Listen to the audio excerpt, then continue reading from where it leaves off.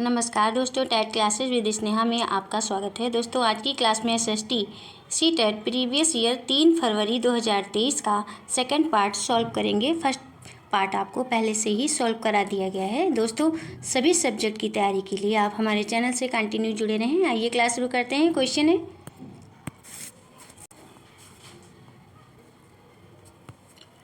राज्यसभा के विषय में निम्नलिखित में से कौन से कथन सही हैं? कौन से कथन सही हैं दोस्तों? इस क्वेश्चन का कौन सा ऑप्शन सही होगा? ए है, राज्यसभा के 12 सदस्य प्रधानमंत्री द्वारा नामांकित किए जाते हैं।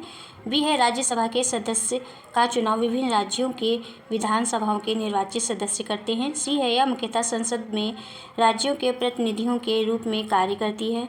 और डी है, इसकी लोकसभा द्वारा प्रवर्तित नियमों की पुनरावृत्ति एक परिवर्तन में भूमिका है। इस क्वेश्चन का कौन सा ऑप्शन सही होगा दोस्तों? इस क्वेश्चन का बी ऑप्शन सही हो जाएगा। A, B, C and D, B option सही है। नेक्स्ट क्वेश्चन है 32 क्वेश्चन। निम्नलिखित कॉलम 1 के सेवाशर्त को कॉलम 2 के जीविका से सुमेलित करें और उपयुक्त विकल्प का चयन करें। कॉलम 1 है, वेतनभोगी कर्मचारी का मिलान किससे करेंगे दोस्तों? आप एक बार ऑप्शन देख लीजिए, इनमें से कौन सा ऑप्शन सही होगा? इस क्वेश्चन का सी ऑप्शन सही हो जाएगा।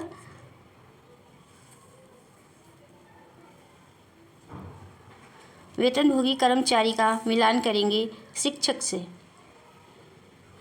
अनियमित काम का मिलान करेंगे निर्माण मजदूर से। और सी है, स्वरोजगार, इसका मिलान करेंगे फुटपाथ ठेला दुकानदार से। और बिना वेतन का मजदूर कौन होगा दोस्तों? सेकंड से मिलान करेंगे गृहिणी। नेक्स्ट क्वेश्चन है 33 क्वेश्चन। व्यापारी और बुनकरों के बीच की व्यवस्था जहां व्यापारी बुनकरों को कच्चा माल देता है और उनसे तैयार माल प्राप्त करता है कहलाती है। क्या कहलाती है दोस्तों? ए है, आयात निर्यात। बी है, सहकारिता। सी है, दादन व्यवस्था। और डी है, बाजारों का श्रृंखला। बताइए दोस्तों, इस क्वेश्चन का कौन सा ऑप्शन सही हो जाएगा? इस क्वेश्चन का सी ऑप्शन सही हो जाएगा, दादन व्यवस्था। दादन व्यवस्था प्रणाली घरेलू स्तर पर निर्मित वस्तुओं को खरीदने और बेचने की एक पुरानी प्रथा है। इसे कुटीर उद्योग के रूप में भी जाना जाता है। आमतौर पर पूरा परिवार इस प्रक्रिया में मदद करता है। नेक्स्ट क्वेश्चन है 34 क्वेश्चन।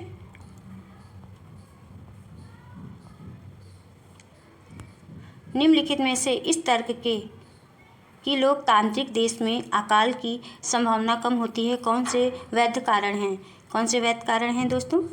ए है, लोग अपनी आस्था का पालन करने के लिए स्वतंत्र हैं। बी है, सरकार अगले चुनाव में हार के भय से शीघ्र प्रतिक्रिया देगी। सी है, विपक्ष भूख और भुखमरी की ओर ध्यान आकर्षित कर सकता है। और डी है, स्वतंत्र प्रेस अकाल से हो रहे कष्टों की रिपोर्ट बना सकती है। इस क्वेश्चन का सी ऑप्शन सही होगा दोस्तों। केवल बी, सी और डी। बी, सी और डी। नेक्स्ट क्वेश्चन है 35 क्वेश्चन। अगर किसी कक्षा में केवल लड़कियों को सफाई कार्य में सहायता के लिए कहा जाता है, इसे उदाहरण मान सकते हैं निम्नलिखित का। किसका उदाहरण मान सकते हैं दोस्तों? ए है, श्रमिकों का विभाजन। बी है, लैंगिक रूढ़िबद्ध धारणा। और सी है, पोषण एवं देखभाल। डी है, अनुशासित करना। इस क्वेश्चन का बी ऑप्शन सही हो जाएगा दोस्तों, लैंगिक रूढ़िबद्ध धारणा। स्मिथ के अनुसार रूढ़िबद्धता अंधविश्वासों का एक ऐसा समुच्चय है जो गलत या अधूरी सूचना पर आधारित होता है, जिसे पूरे समूह के लिए प्रयोग किया जाता है। नेक्स्ट क्वेश्चन है दोस्तों 36 क्वेश्चन। निम्नलिखित में से कौन सा संविधान सभा के संबंध में सही नहीं है? ए है, सभा में कई सदस्य थे जो भारतीय राष्ट्रीय कांग्रेस के साथ नहीं थे। बी है, सभा ने विभिन्न सामाजिक समूहों से आए सदस्यों का प्रतिनिधित्व किया। और सी है,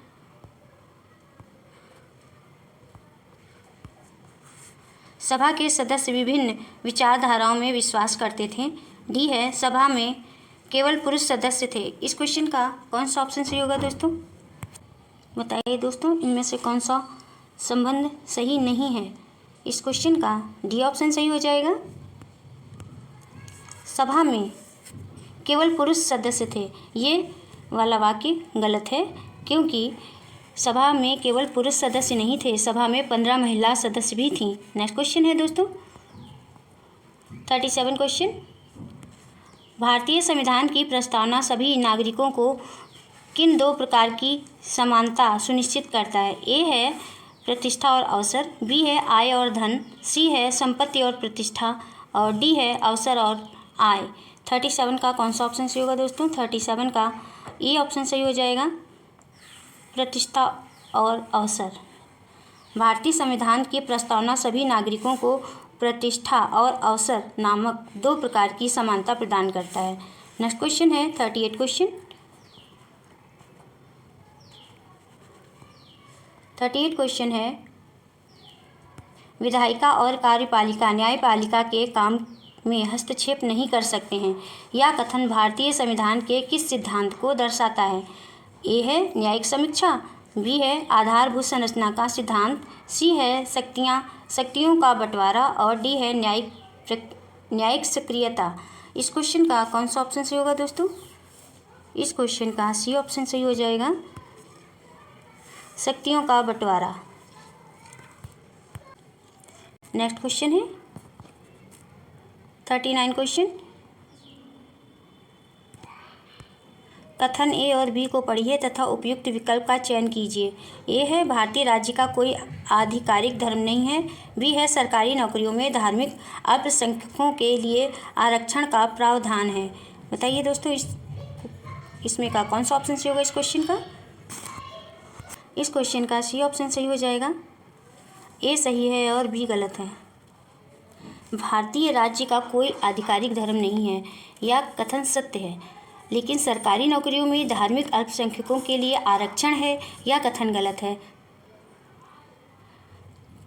सरकारी नौकरियों में SC, ST, OBC और EWS और विकलांगों को आरक्षण तो दिया गया है, जो कि सभी धर्मों के लोगों के पिछड़े वर्ग के लिए है। इस प्रकार कहा जा सकता है कि कथन ए सही है और विकल्प कथन बी जो है वो गलत है। नेक्स्ट क्वेश्चन है 40 क्वेश्चन। 40 क्वेश्चन है, निम्नलिखित कथनों में से कौन से कथन भोपाल गैस त्रसदी के संबंध में सही हैं? ए है, यूनियन कार्बाइड आश्चर्यचकित रह गई थी जब त्रसदी हुई। और बी है, यूनियन कार्बाइड देश छोड़ने से पहले विषैले रसायनों की साफ सफाई की थी। और सी है, जहरीली गैस के संपर्क में आने वाले अधिकांश लोग गरीब कामकाजी परिवार से थे। और डी है, इस त्रसदी से जीवित बच निकले वाले लोगों ने सर्वोच्च न्यायालय में बिना अपील किए कंपनी द्वारा दिए गए मुआवजे को स्वीकार कर लिया। इस क्वेश्चन का सी ऑप्शन सही हो जाएगा। जहरीली गैस के संपर्क में आने वाले अधिकांश लोग गरीब कामकाजी परिवार से थे। भोपाल गैस त्रसदी जो थी वो 2-3 दिसंबर 1984 को मध्य प्रदेश की राजधानी भोपाल के एक बहुराष्ट्रीय कंपनी यूनियन कार्बाइड के कीटनाशक संयंत्र से मिथाइल आइसोसाइनेट गैस के रिसाव के कारण हुई थी। इस जहरीली गैस के संपर्क में आने वाले अधिकांश लोग जो थे वो गरीब कामकाजी परिवार से थे, इसलिए कथन सी जो है वो सही है। नेक्स्ट क्वेश्चन है 41 क्वेश्चन। 41 क्वेश्चन है, नागरिक शास्त्र की नामावली राजनीतिक विज्ञान किए जाने के पीछे क्या दृष्टि है? ए है, नागरिकों में आज्ञाकारिता एवं निष्ठा को सुनिश्चित करना। बी है एक ऐसे सभ्य समाज की स्थापना करना जो नियम एवं कानूनों का अनुसरण करे। और सी है एक ऐसे सभ्य समाज की स्थापना करना जो अवगत, ग्रहणशील एवं उत्तरदायी हो। डी है प्रगति के सार्वभौमिक मूल्यों के अनुसार एक सभ्य समाज की स्थापना करना। इस क्वेश्चन का कौन सा ऑप्शन सही होगा दोस्तों? इस क्वेश्चन का सी ऑप्शन सही हो जाएगा। एक ऐसे सभ्य समाज की स्थापना करना जो अवगत, ग्रहणशील एवं उत्तरदायी हो। नेक्स्ट क्वेश्चन है 42 क्वेश्चन। सामाजिक विज्ञान की प्रकृति अंतः विषय है क्योंकि ए है इनकी अपनी कोई विषय वस्तु नहीं होती। बी है सामाजिक विज्ञान के मुद्दे सामाजिक विज्ञान के कोई एक विषय से सीमित नहीं हो सकते। सही विकल्प का चयन करें दोस्तों। सही विकल्प कौन सा होगा? इस क्वेश्चन का सी ऑप्शन सही हो जाएगा दोस्तों। ओनली सिर्फ बी सही है। सामाजिक विज्ञान की प्रकृति मानव कल्याण से संबंधित है क्योंकि सामाजिक विज्ञान में सामाजिक सुरक्षा, स्वास्थ्य, मूल्य दर को घटाना व जीवन प्रत्याशा को बढ़ाना आदि मुद्दों को गहनता से अध्ययन किया जाता है। नेक्स्ट क्वेश्चन है 43 क्वेश्चन। निम्न में से कौन सा चार्ट एक प्रक्रिया के चरणों को प्रदर्शित करता है? ए है सारणीबद्ध चार्ट, बी है कथनात्मक रूपरेखा, सी है वर्गीकरण चार्ट, डी है प्रवाह चार्ट। 43 का कौन सा ऑप्शन सही होगा दोस्तों? 43 का डी ऑप्शन सही हो जाएगा। प्रवाह चार्ट एक प्रक्रिया के चरणों को प्रदर्शित करता है जो फ्लो चार्ट, जिसे प्रोसेस फ्लो डायग्राम या प्रोसेस मैप के रूप में भी जाना जाता है, या प्रक्रिया और उनके अनुक्रम में चरणों का एक आरेख है। गुणवत्ता सुधार में दो प्रकार के फ्लो चार्ट का उपयोग किया जाता है। एक उच्च स्तरीय फ्लो चार्ट होता है और दूसरा जो होता है 6 से 10 प्रमुख चरणों को रेखांकित करता है। नेक्स्ट क्वेश्चन है 44 क्वेश्चन।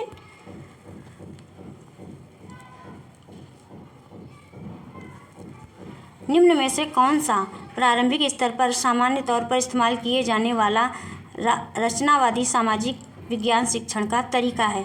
ए है परियोजना कार्य, बी है व्याख्यान, सी है क्षेत्र कार्य और डी है परिचर्चा। सही विकल्प का चयन करें दोस्तों। सही विकल्प कौन सा होगा? इस क्वेश्चन का सी ऑप्शन सही हो जाएगा। ए, सी और डी। निम्न में से परियोजना कार्य, क्षेत्र कार्य और परिचर्चा प्रारंभिक स्तर पर सामान्य तौर पर इस्तेमाल किए जाने वाले रचनावादी विज्ञान शिक्षण के तरीके हैं। नेक्स्ट क्वेश्चन है दोस्तों 45 क्वेश्चन।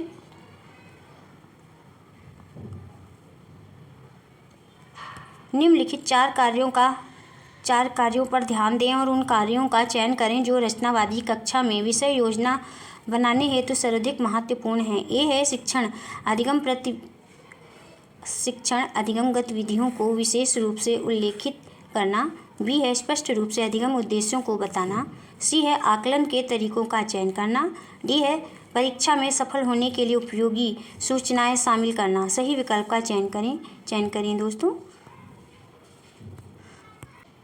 इस क्वेश्चन का ए ऑप्शन सही हो जाएगा दोस्तों। ए, बी और सी। शिक्षण अधिगम गतिविधियों की विशेष रूप से उल्लेखित करना,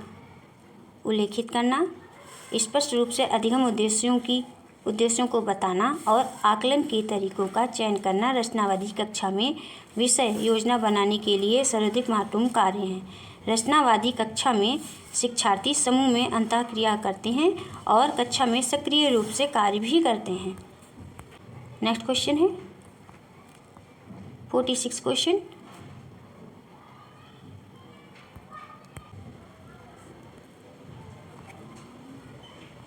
क्वेश्चन है निम्नलिखित में से कौन सा उद्देश्य ग्रहण की अवधारणा के शिक्षण में विशिष्ट उद्देश्य नहीं है? 46 का कौन सा ऑप्शन सही होगा दोस्तों? ए है ग्रहण कैसे होते हैं, विद्यार्थी इस प्रक्रिया को समझा पाएंगे। बी है विद्यार्थी भौतिक दुनिया के बारे में जागरूकता विकसित कर पाएंगे। सी है विद्यार्थी ग्रहण का वैचारिक प्रतिरूप आरेखों के द्वारा दिखा पाएंगे। डी है विद्यार्थी ग्रहण कैसे होते हैं मॉडल के माध्यम से दर्शा पाएंगे। इस क्वेश्चन का कौन सा ऑप्शन सही होगा दोस्तों? इस क्वेश्चन का बी ऑप्शन सही हो जाएगा।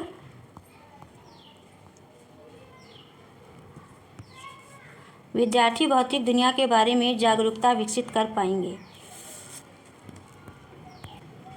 यह कथन उद्देश्य ग्रहण की अवधारणा के शिक्षण में विशिष्ट उद्देश्य नहीं है। ग्रहण की अवधारणा के शिक्षण में मतलब जो विशिष्ट उद्देश्य होते हैं वो हैं ग्रहण कैसे होते हैं, जैसे विद्यार्थी इस प्रक्रिया को समझ पाएंगे। फिर विद्यार्थी ग्रहण, दूसरा जो होता है वो है विद्यार्थी ग्रहण का वैचारिक प्रतिरूप आरेखों के द्वारा दिखा पाएंगे।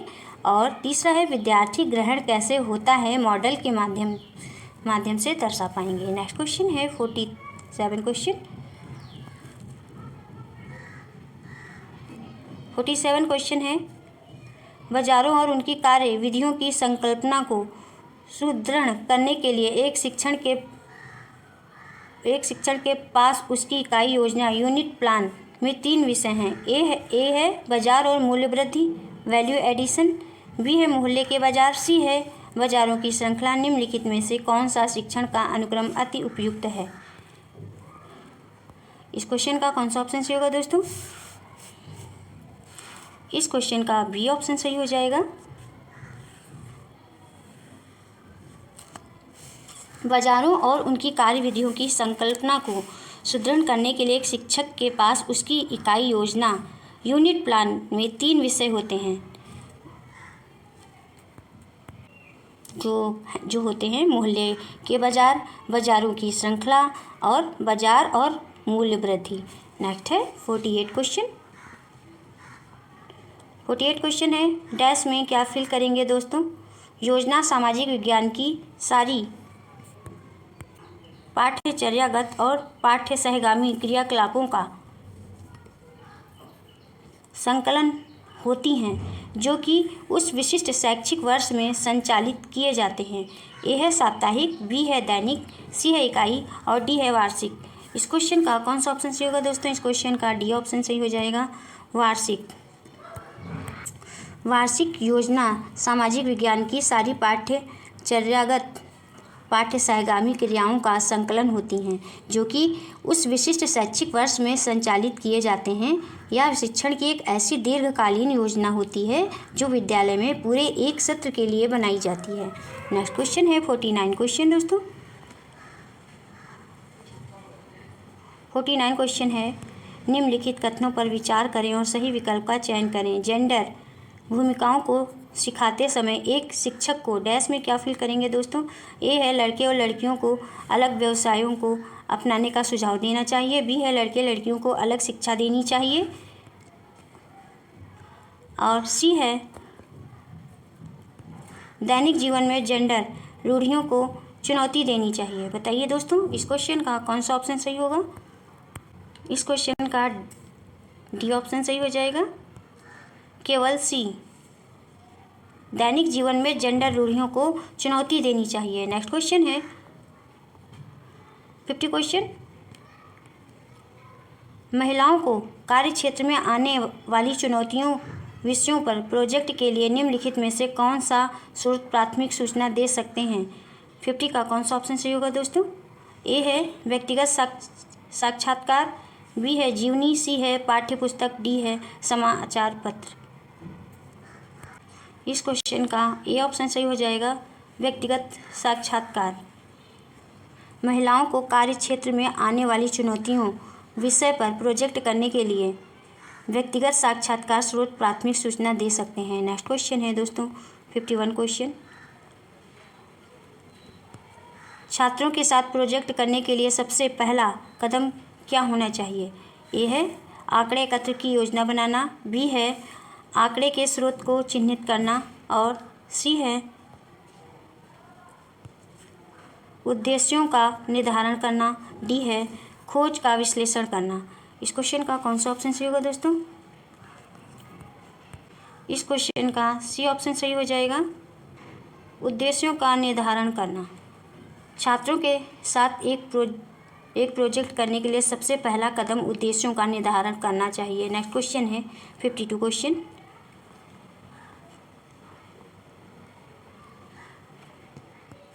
निम्न में से कौन से प्रश्न अधिगमकर्ता विश्लेषण कौशल का आकलन करते हैं?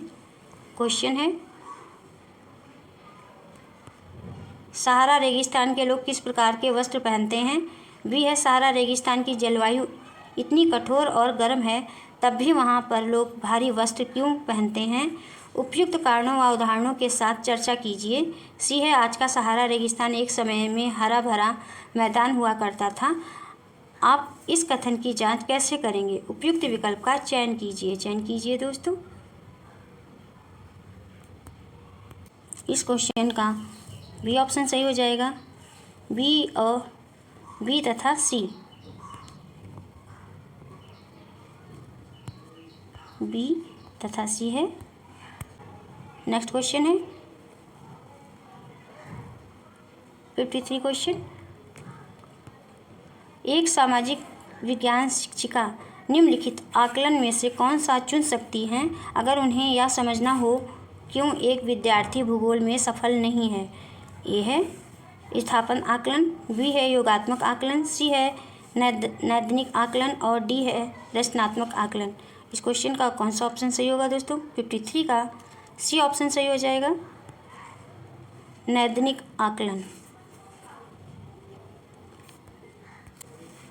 एक सामाजिक विज्ञान शिक्षिका निम्नलिखित आकलन में से नैदानिक आकलन चुन सकती है अगर उन्हें यह समझ हो क्यों एक विद्यार्थी भूगोल में सफल नहीं है। नैदानिक मूल्यांकन विधि से शिक्षक या शिक्षिका शिक्षण अधिगम प्रक्रिया की शुरुआत में मूल्यांकन करता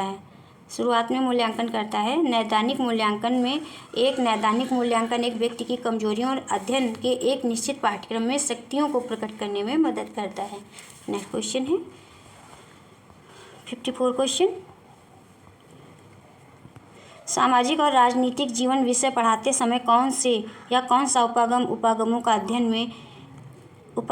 ध्यान में रखना चाहिए? निम्नलिखित दो कथनों पर विचार कीजिए तथा सही विकल्प का चयन कीजिए। कथन ए है, सामाजिक राजनीतिक मामलों और चिंताओं के बारे में पढ़ाने के लिए एक मार्गी उपागम लें। कथन 2 है, कलह प्रिय समकालीन मूल विषयों की उपेक्षा करें जो कि कक्षा में सामूहिकता एवं एकरूपता को प्रभावित कर सकते हैं। सही विकल्प का चयन कीजिए दोस्तों। इस क्वेश्चन का कौन सा विकल्प सही होगा? इस क्वेश्चन का डी विकल्प सही होगा।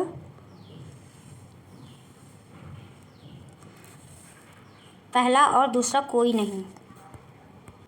नेक्स्ट क्वेश्चन है 55 क्वेश्चन। निम्नलिखित कथनों में से कौन सा कथन प्रारंभिक स्कूल के विद्यार्थियों के लिए सामाजिक विज्ञान को प्रासंगिक बनाने में अत्यावश्यक है? ये है, विद्यार्थियों को भरपूर विवरणों, तथ्यों और सूचना उपलब्ध कराना। बी है, पाठ्य पुस्तक को ज्ञान के परम स्रोत के रूप में देखा जाना चाहिए। और सी है, सामाजिक विज्ञान का वैज्ञानिक परीक्षण संभव नहीं है इसलिए यह सरल है। डी है, एक विश्लेषणात्मक मानस की बुनियाद रखने के लिए सामाजिक विज्ञान अपरिहार्य है। इस क्वेश्चन का कौन सा ऑप्शन सही होगा दोस्तों? इस क्वेश्चन का डी ऑप्शन सही हो जाएगा। एक विश्लेषणात्मक मानस की बुनियाद रखने के लिए सामाजिक विज्ञान अपरिहार्य है। नेक्स्ट क्वेश्चन है 56 क्वेश्चन। निम्नलिखित कथनों पर विचार करें और सही विकल्प का चयन करें। यूनिट योजना का विकास करने के लिए कथन परम उपागम उपयोगी है। और आर है, अंतर विषय वस्तु के अध्ययन के माध्यम से सामाजिक मामलों को बेहतर समझा जाता है। इस क्वेश्चन का कौन सा ऑप्शन सही होगा दोस्तों? इस क्वेश्चन का ए ऑप्शन सही होगा। ए और आर दोनों सही हैं और ए की आर सही व्याख्या करता है। यूनिट योजना का विकास करने के लिए कथ्यपरक उपागम उपयोगी है और अंतर विषय वस्तु के अध्ययन के माध्यम से सामाजिक मामलों को बेहतर समझा जाता है।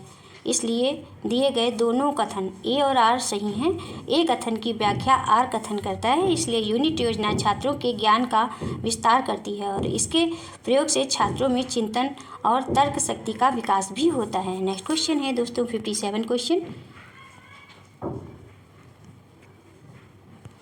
प्राकृतिक वनस्पति और वन्य जीवन के बारे में अनुभवात्मक रूप से पढ़ाने के लिए निम्नलिखित विधियों में से कौन सी विधि एक श्रेष्ठ शिक्षा शास्त्रीय उपागम होगी? इस क्वेश्चन का कौन सा ऑप्शन सही होगा दोस्तों? ए है विद्यार्थियों को प्राकृतिक भ्रमण के लिए लेकर जाना, बी है वृत्तचित्र का प्रदर्शन, सी है एक विशेषज्ञ को वाचन के लिए आमंत्रित करना और डी है पाठ्य पुस्तक में उपलब्ध सूचना के आधार पर सामूहिक प्रस्तुतिकरण कराना। इस क्वेश्चन का ए ऑप्शन सही हो जाएगा, विद्यार्थियों को प्राकृतिक भ्रमण के लिए लेकर जाना। नेक्स्ट क्वेश्चन है 58 क्वेश्चन। आपको क्यों लगता है कड़े का निपटारण कच्ची बस्तियों में रहने वाले व्यक्तियों के लिए उपलब्ध नहीं है? यह प्रश्न प्रयास है छात्र की टेस्ट में क्या फिल करेंगे दोस्तों की क्षमता का आकलन। ए है सामान्यीकरण करने, बी है अनुमान लगाने, सी है विवेचना करने, तर्क देने और डी है कल्पना करने। इस क्वेश्चन का कौन सा ऑप्शन सही होगा दोस्तों? इस क्वेश्चन का सी ऑप्शन सही हो जाएगा, तर्क देने, विवेचना करने।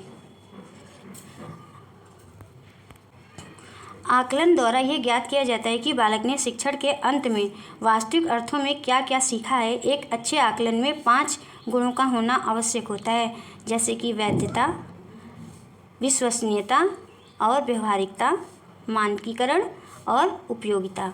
नेक्स्ट क्वेश्चन है 59 क्वेश्चन।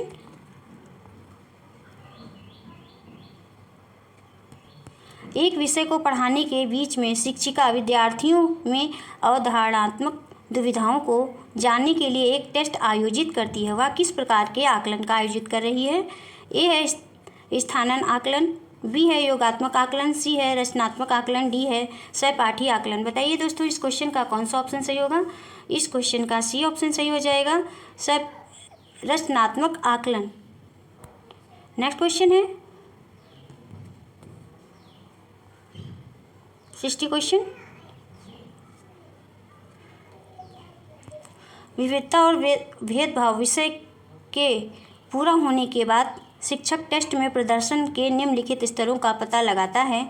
विद्यार्थी ए विविध परिस्थितियों में पूर्वाग्रह और भेदभाव को पहचानने में समर्थ है, बी है रूढ़िबद्ध धारणा बनाने और पूर्वाग्रह को परिभाषित करने में समर्थ है और विद्यार्थी सी है भेदभाव के विशिष्ट कृत्यों के लिए प्रारंभिक संवैधानिक प्रावधानों की ओर संकेत करने में समर्थ है।